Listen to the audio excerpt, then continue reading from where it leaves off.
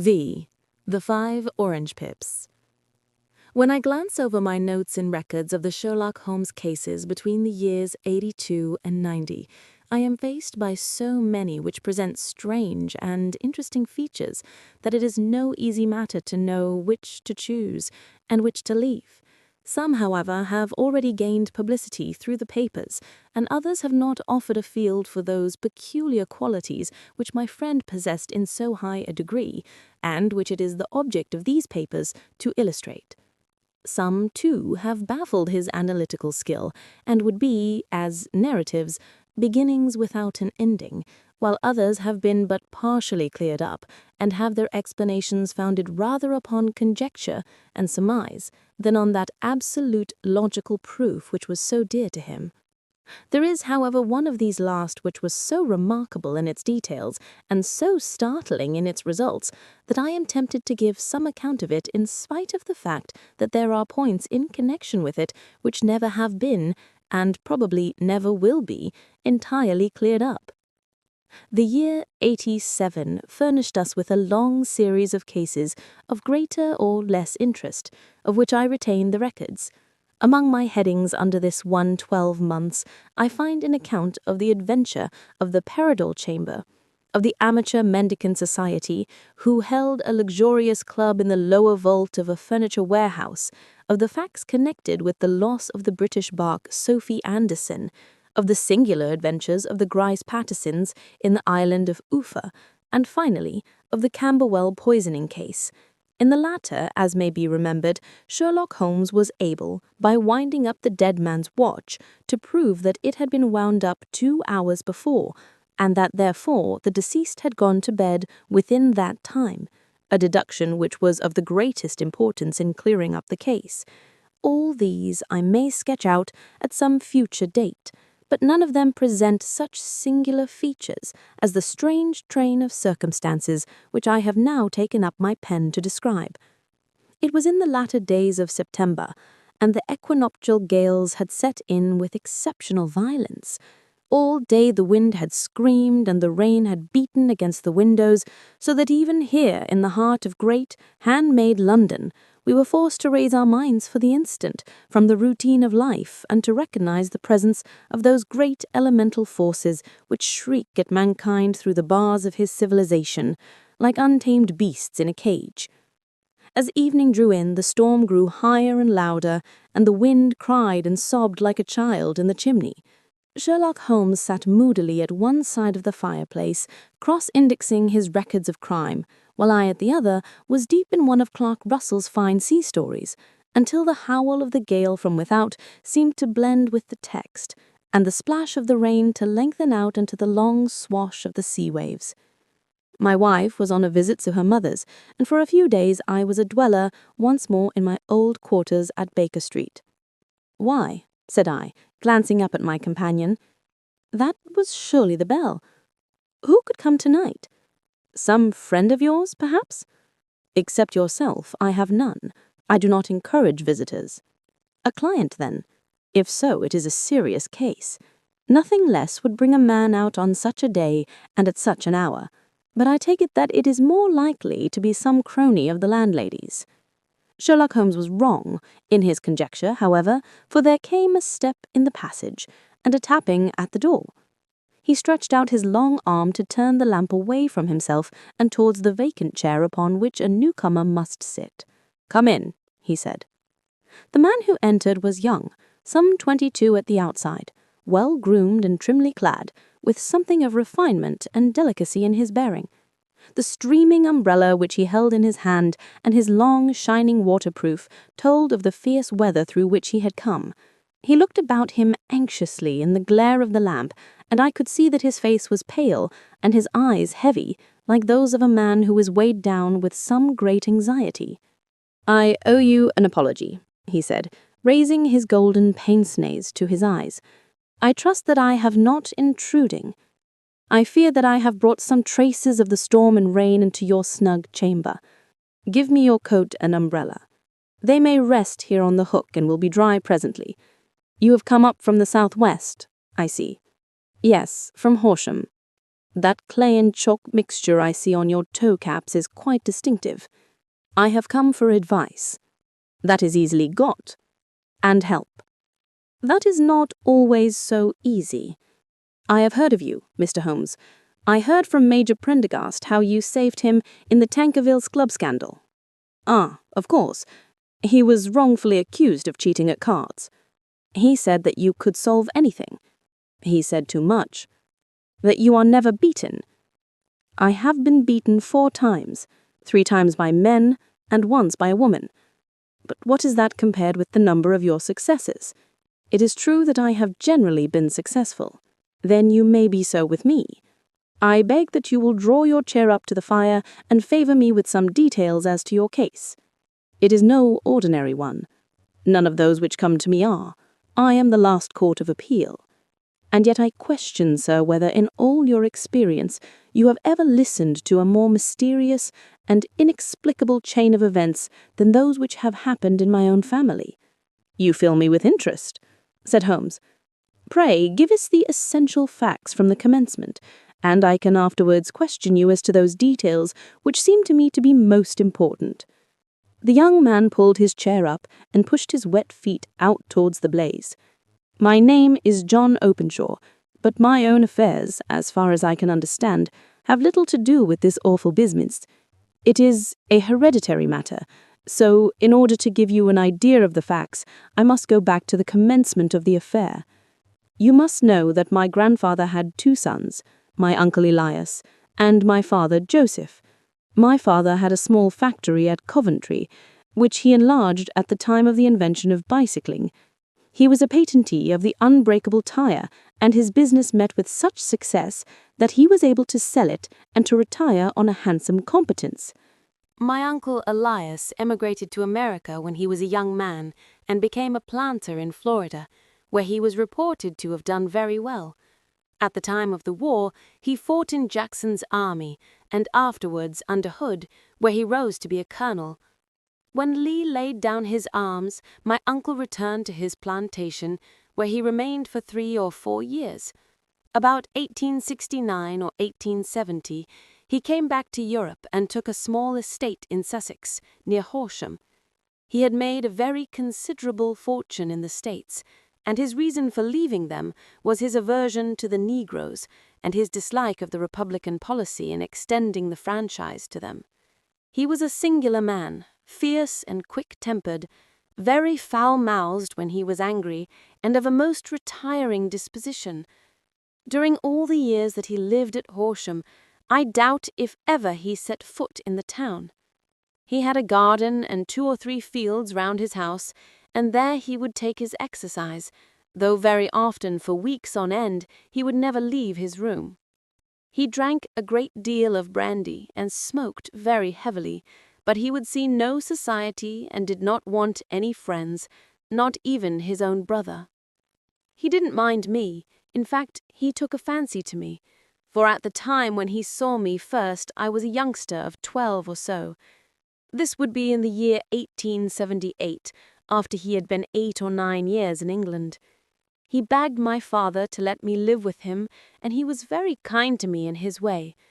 When he was sober, he used to be fond of playing backgammon and draughts with me, and he would make me his representative both with the servants and with the tradespeople, so that by the time that I was 16, I was quite master of the house.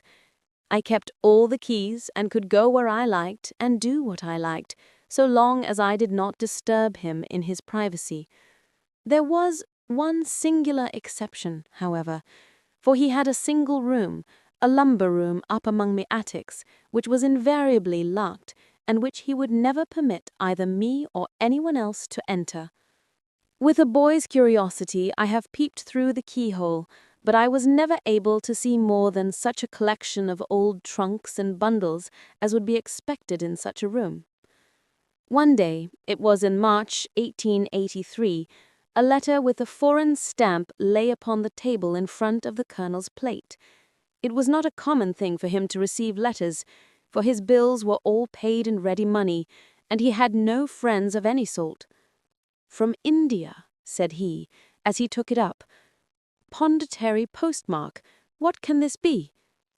Opening it hurriedly, out there jumped 5 little dried orange pips, which patted down upon his plate. I began to laugh at this, but the laugh was struck from my lips at the sight of his face. His lip had fallen, his eyes were protruding, his skin the color of putty, and he glared at the envelope which he still held in his trembling hand. "K, K, K," he shrieked, and then, my God, my sins have overtaken me." "What is it, uncle?" I cried. "Death," said he, and rising from the table, he retired to his room, leaving me palpitating with horror. I took up the envelope and saw scrawled in red ink upon the inner flap, just above the gum, the letters K 3 times repeated. There was nothing else save the 5 dried pips. What could be the reason of his overpowering terror? I left the breakfast table, and as I ascended the stair, I met him coming down with an old rustic key, which must have belonged to the attic, in one hand, and a small brass box, like a cash-box, in the other. "They may do what they like, but I'll checkmate them still," said he, with an oath. "Tell Mary that I shall want a fire in my room today, and send down to Fordham, the Horsham lawyer." I did as he ordered, and when the lawyer arrived, I was asked to step up to the room. The fire was burning brightly, and in the grate there was a mass of black, fluffy ashes, as of burned paper, while the brass box stood open and empty beside it. As I glanced at the box, I noticed with a start that upon the lid was printed the treble K, which I had read in the morning on the envelope. "I wish you, John," said my uncle, "to witness my will. I leave my estate, with all its advantages and all its disadvantages, to my brother, your father, whence it will no doubt descend to you. If you can enjoy it in peace, well and good. If you find you cannot, take my advice, my boy, and leave it to your deadliest enemy. And sorry to give you such a two-edged thing, but I can't say what turn things are going to take. Kindly sign the paper where Mr. Fordham shows you." I signed the paper as directed, and the lawyer took it away with him. The singular incident made, as you may think, the deepest impression upon me, and I pondered over it and turned it every way in my mind without being able to make anything of it. Yet I could not shake off the vague feeling of dread which it left behind, though the sensation grew less keen as the weeks passed, and nothing happened to disturb the usual routine of our lives. I could see a change in my uncle, however. He drank more than ever, and he was less inclined for any sort of society. Most of his time he would spend in his room with the door locked on the inside. But sometimes he would emerge in a sort of drunken frenzy and would burst out of the house and tear about the garden with a revolver in his hand, screaming out that he was afraid of no man, and that he was not to be cooped up like a sheep in a pen by man or devil. When these hot fits were over, however, he would rush tumultuously in at the door and lock and bar it behind him, like a man who can brazen it out no longer against the terror which lies at the roots of his soul. Well, to come to an end of the matter, Mr. Holmes, and not to abuse your patience, there came a night when he made one of those drunken sallies from which he never came back. We found him, when we went to search for him, face downward in a little green-scummed pool which lay at the foot of the garden. There was no sign of any violence, and the water was but 2 feet deep, so that the jury, having regard to his known eccentricity, brought in a verdict of suicide. But I, who knew how he winced from the very thought of death, had much ado to persuade myself that he had gone out of his way to meet it. The matter passed, however, and my father entered into possession of the estate, and of some £14,000 which lay to his credit at the bank. "One moment," Holmes interposed. "Your statement is, I foresee, one of the most remarkable to which I have ever listened. Let me have the date of the reception by your uncle of the letter, and the date of his supposed suicide." "The letter arrived on March 10, 1883, His death was 7 weeks later, upon the night of May 2nd. Thank you. Pray proceed.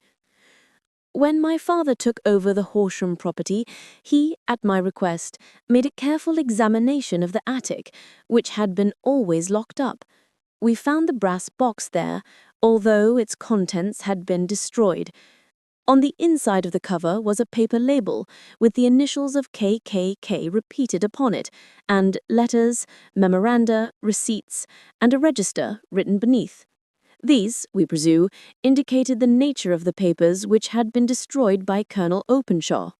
For the rest, there was nothing of much importance in the attic, save a great many scattered papers and notebooks bearing upon my uncle's life in America. Some of them were of the wartime, and showed that he had done his duty well, and had borne the repute of a brave soldier. Others were of a date during the reconstruction of the southern states, and were mostly concerned with politics, for he had evidently taken a strong part in opposing the carpetbag politicians who had been sent down from the north. Well, it was the beginning of '84 when my father came to live at Horsham, and all went as well as possible with us until the January of '85. On the 4th day after the New Year, I heard my father give a sharp cry of surprise as we sat together at the breakfast table. There he was, sitting with a newly opened envelope in one hand and 5 dried orange pips in the outstretched palm of the other one. He had always laughed at what he called my cock and bull story about the colonel, but he looked very scared and puzzled now that the same thing had come upon himself. "Why, what on earth does this mean, John?" he stammered. My heart had turned to lead. "It is KKK," I said. He looked inside the envelope. "So it is," he cried. "Here are the very letters. But what is this written above them?" "Put the papers on the sundial," I read, peeping over his shoulder. "What papers? What sundial?" he asked. "The sundial in the garden. There is no other," said I. "But the papers must be those that are destroyed." "Pooh," he said, gripping hard at his courage. "We are in a civilized land here, and we can't have tomfoolery of this kind. Where does the thing come from?" "From Dundee," I answered, glancing at the postmark. "Some preposterous practical joke. What have I to do with sundials and papers? I shall take no notice of such nonsense." "I should certainly speak to the police," I said. "And be laughed at for my pains? Nothing of the sort." "Then let me do so?" "No, I forbid you. I won't have a fuss made about such nonsense." It was in vain to argue with him, for he was a very obstinate man. I went about, however, with a heart which was full of forebodings. On the 3rd day after the coming of the letter, my father went from home to visit an old friend of his, Major Freebody, who is in command of one of the forts upon Portsdown Hill. I was glad that he should go, for it seemed to me that he was farther from danger when he was away from home. In that, however, I was in error. On the 2nd day of his absence, I received a telegram from the Major imploring me to come at once. My father had fallen over one of the deep chalk pits which abound in the neighborhood, and was lying senseless with a shattered skull. I hurried to him, but he passed away without having ever recovered his consciousness. He had, as it appears, then returning from Fareham in the twilight, and as the country was unknown to him, and the chalk pit unfenced, the jury had no hesitation in bringing in a verdict of death from accidental causes. Carefully as I examined every fact connected with his death, I was unable to find anything which could suggest the idea of murder. There was no signs of violence, no footmarks, no robbery, no record of strangers having been seen on the roads. And yet I need not tell you that my mind was far from at ease, and that I was well nigh certain that some foul plot was woven around him. In this sinister way, I came into my inheritance. You will ask me why I did not dispose of it? I answer, because I was well convinced that our troubles were in some way dependent upon an incident in my uncle's life, and that the danger would be as pressing in one house as in another. It was in January '85 that my poor father met his end, and 2 years and 8 months have elapsed since then. During that time I have lived happily at Horsham, and I had begun to hope that this curse had passed away from the family, and that it had ended with the last generation. I had begun to take comfort too soon, however. Yesterday morning the blow fell in the very shape in which it had come upon my father. The young man took from his waistcoat a crumpled envelope, and turning to the table, he shook out upon it 5 little dried orange pips. "This is the envelope," he continued. "The postmark is London, Eastern Division. Within are the very words which were upon my father's last message. K, K, K. And then put the papers on the sundial." "What have you done?" asked Holmes. "Nothing." "Nothing?" To tell the truth, he sank his face into his thin white hands. "I have felt helpless. I have felt like one of those poor rabbits when the snake is writhing towards it. I seem to be in the grasp of some resistless, inexorable evil, which no foresight and no precautions can guard against." "Tut, tut!" cried Sherlock Holmes. "You must act, man, or you are lost. Nothing but energy can save you. This is no time for despair." "I have seen the police." "Ah! But they listened to my story with a smile.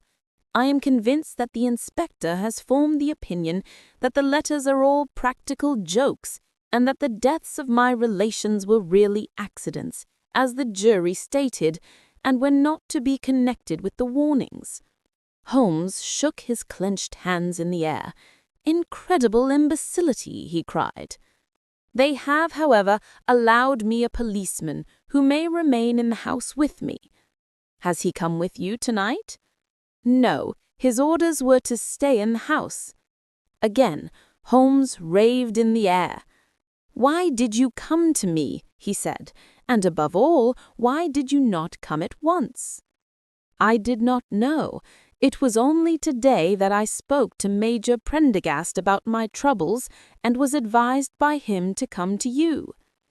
"It is really 2 days since you had the letter. We should have acted before this. You have no further evidence, I suppose, than that which you have placed before us, no suggestive detail which might help us." "There is one thing," said John Openshaw. He rummaged in his coat pocket, and drawing out a piece of discolored, blue-tinted paper, he laid it out upon the table. "I have some remembrance that on the day when my uncle burned the papers, I observed that the small, unburned margins which lay amid the ashes were of this particular color.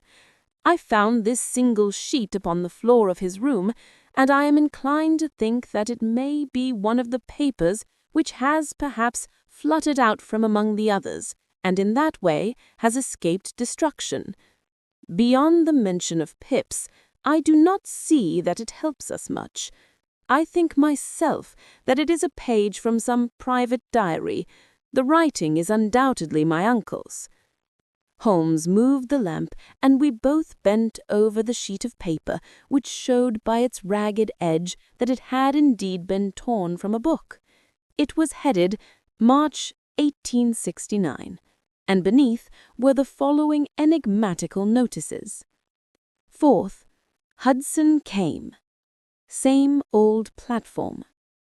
7th, set the pips on Macaulay, Paramore, and John Swain of St. Augustine. 9th, Macaulay, cleared. 10th, John Swain, cleared. 12th, visited Paramore, all well. "Thank you," said Holmes, folding up the paper and returning it to our visitor. "And now you must on no account lose another instant. We cannot spare time even to discuss what you have told me. You must get home instantly and act." "What shall I do?" "There is but one thing to do. It must be done at once. You must put this piece of paper which you have shown us into the brass box which you have described. You must also put in a note to say that all the other papers were burned by your uncle, and that this is the only one which remains. You must assert that in such words as will carry conviction with them. Having done this, you must at once put the box out on the sundial as directed. Do you understand? Entirely. Do not think of revenge or anything of the sort at present. I think that we may gain that by means of the law, but we have our web to weave, while theirs is already woven. The first consideration is to remove the pressing danger which threatens you. The second is to clear up the mystery and to punish the guilty parties. I thank you, said the young man, rising and pulling on his overcoat. You have given me fresh life and hope. I shall certainly do as you advise. Do not lose an instant, and above all, take care of yourself in the meanwhile, for I do not think that there can be a doubt that you are threatened by a very real and imminent danger. How do you go back? By train from Waterloo. It is not yet 9. The streets will be crowded, so I trust that you may be in safety, and yet you cannot guard yourself too closely. I am armed. That is well. Tomorrow I shall set to work upon your case. I shall see you at Horsham, then? No, your secret lies in London. It is there that I shall seek it. Then I shall call upon you in a day or in 2 days, with news as to the box and the papers. I shall take your advice in every particular. He shook hands with us and took his leave. Outside, the wind still screamed, and the rain splashed and pattered against the windows. This strange, wild story seemed to have come to us from amid the mad elements, blown in upon us like a sheet of seaweed in a gale, and now to have been reabsorbed by them once more. Sherlock Holmes sat for some time in silence, with his head sunk forward and his eyes bent upon the red glow of the fire. Then he lit his pipe, and leaning back in his chair he watched the blue smoke rings as they chased each other up to the ceiling. I think, Watson, he remarked at last, that of all our cases we have none more fantastic than this. Save perhaps the sign of 4. Well, yes, save perhaps that. And yet this John Openshaw seems to me to be walking amid even greater perils than did the Sholtos. But have you, I asked, formed any definite conception as to what these perils are? There can be no question as to their nature, he answered. Then what are they? Who is this KKK, and why does he pursue this unhappy family? Sherlock Holmes closed his eyes and placed his elbows upon the arms of his chair, with his fingertips together. The ideal reasoner, he remarked, would, when he had once been shown a single fact in all its bearings, deduce from it not only all the chain of events which had led up to it, but also all the results which would follow from it. As Cuvier could correctly describe a whole animal by the contemplation of a single bone, so the observer who has thoroughly understood one link in a series of incidents should be able to accurately state all the other ones, both before and after. We have not yet grasped the results which the reason alone can attain to. Problems may be solved in the study which have baffled all those who have sought a solution by the aid of their senses. To carry the art, however, to its highest pitch, it is necessary that the reasoner should be able to utilize all the facts which have come to his knowledge, and this in itself implies, as you will readily see, a possession of all knowledge, which, even in these days of free education and encyclopedias, is a somewhat rare accomplishment.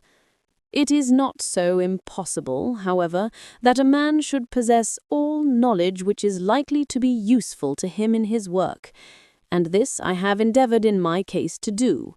If I remember rightly, you, on one occasion, in the early days of our friendship, defined my limits in a very precise fashion. Yes, I answered, laughing. It was a singular document.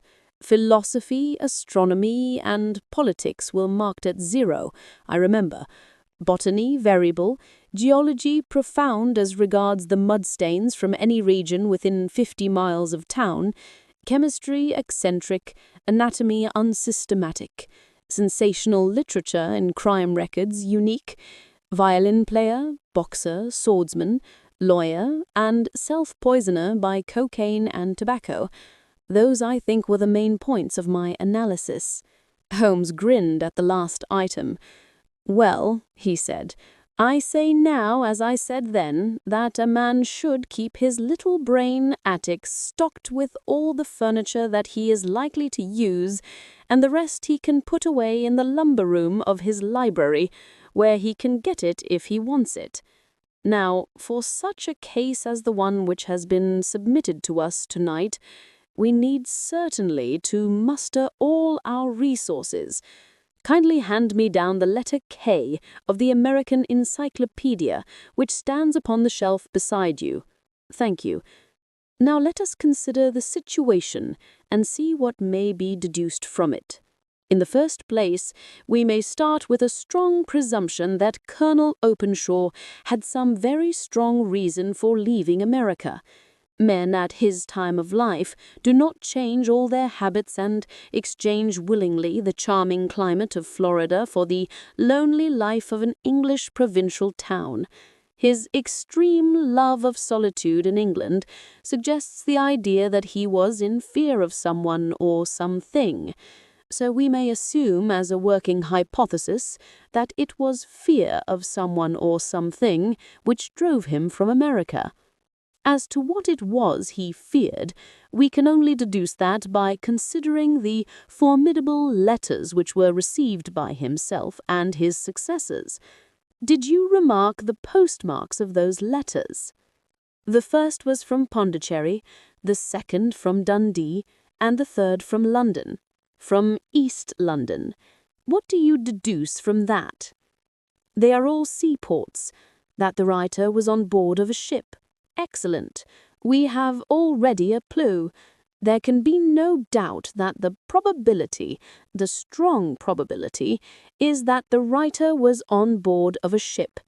And now let us consider another point. In the case of Pondicherry, 7 weeks elapsed between the threat and its fulfillment. In Dundee it was only some 3 or 4 days. Does that suggest anything? A greater distance to travel? But the letter had also a greater distance to come. Then I do not see the point. There is at least a presumption that the vessel in which the man or men are is a sailing ship. It looks as if they always send their singular warning or token before them when starting upon their mission. You see how quickly the deed followed the sign when it came from Dundee. If they had come from Pondicherry in a steamer, they would have arrived almost as soon as their letter. But as a matter of fact, 7 weeks elapsed.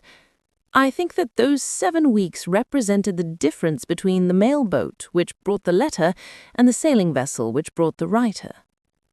It is possible. More than that, it is probable. And now you see the deadly urgency of this new case, and why I urged young Openshaw to caution. The blow has always fallen at the end of the time which it would take the senders to travel the distance. But this one comes from London, and therefore we cannot count upon delay. Good God! I cried. What can it mean, this relentless persecution? The papers which Openshaw carried are obviously of vital importance to the person or persons in the sailing ship. I think that it is quite clear that there must be more than one of them. A single man could not have carried out 2 deaths in such a way as to deceive a coroner's jury.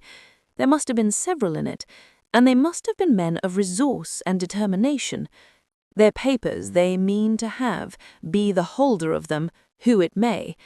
In this way, you see, KKK ceases to be the initials of an individual and becomes the badge of a society. But of what society? Have you never, said Sherlock Holmes, bending forward and sinking his voice, have you never heard of the Ku Klux Klan? I never have. Holmes turned over the leaves of the book upon his knee. Here it is, said he, presently. Ku Klux Klan, a name derived from the fanciful resemblance to the sound produced by cocking a rifle. This terrible secret society was formed by some ex-Confederate soldiers in the southern states after the Civil War, and it rapidly formed local branches in different parts of the country, notably in Tennessee, Louisiana, the Carolinas, Georgia, and Florida. Its power was used for political purposes, principally for the terrorizing of the Negro voters and the murdering and driving from the country of those who were opposed to its views. Its outrages were usually preceded by a warning sent to the marked man in some fantastic but generally recognized shape, a sprig of oak leaves in some parts, melon seeds or orange pips in others. On receiving this, the victim might either openly abjure his former ways or might fly from the country. If he braved the matter out, death would unfailingly come upon him, and usually in some strange and unforeseen manner. So perfect was the organization of the society, and so systematic its methods, that there is hardly a case upon record where any man succeeded in braving it with impunity, or in which any of its outrages would traced home to the perpetrators. For some years the organization flourished, in spite of the efforts of the United States government and of the better classes of the community in the South. Eventually, in the year 1869, the movement rather suddenly collapsed, although there have been sporadic outbreaks of the same sort since that time.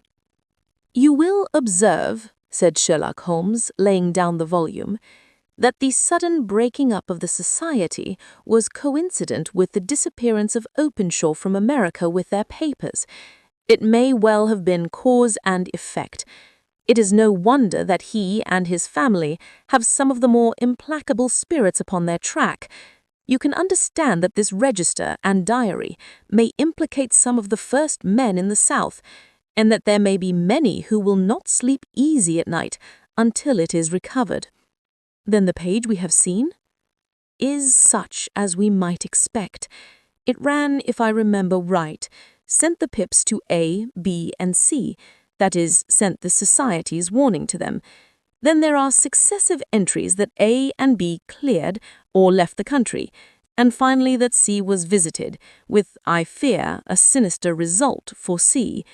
Well, I think, Doctor, that we may let some light into this dark place, and I believe that the only chance young Openshaw has in the meantime is to do what I have told him.